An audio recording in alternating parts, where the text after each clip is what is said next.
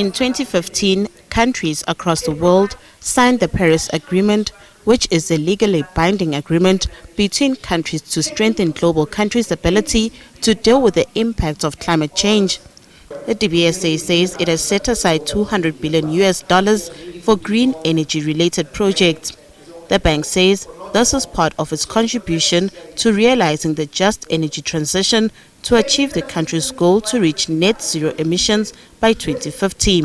We have mobilized, quite a few, funds in that regard to the tune of $200 million US for the embedded generation program.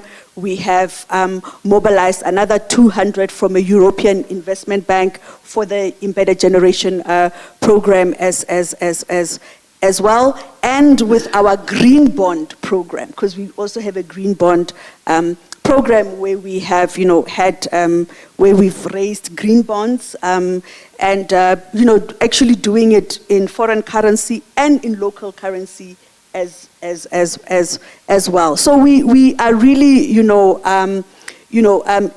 doing all of this work and mobilizing funds to actually make it happen. However, the Department of Trade, Industry and Competition says it's worried that industrialists are left out as the country aims to reach net zero emissions by 2050. We need to be part of the solution, but the solution must be just. And it can't leave people jobless, it can't leave people without livelihoods.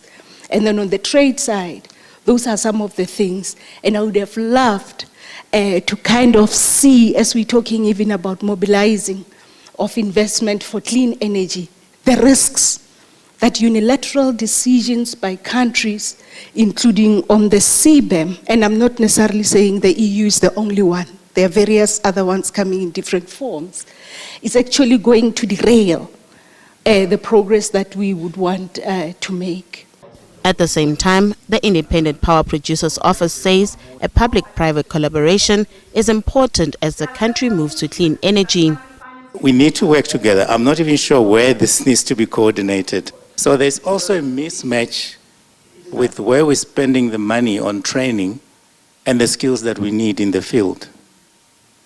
The case of Komati, it's a perfect example.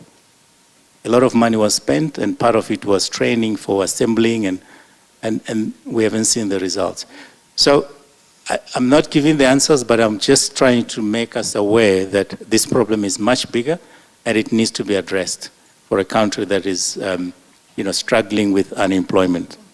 The DTIC says as renewable energy is introduced, poor communities must not be left behind.